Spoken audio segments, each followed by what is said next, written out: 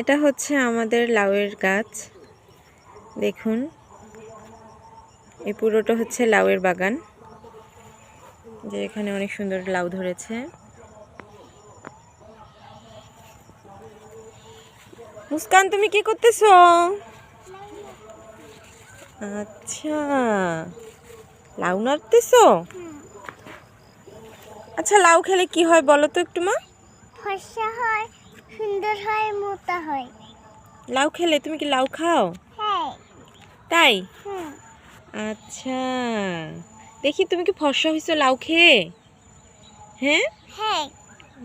মোটাও হয়েছো? একটু মোটা হয়েছি। তাই? হ্যাঁ। বেশি হওনি? হ্যাঁ। আচ্ছা, এদিকে কথা বলো।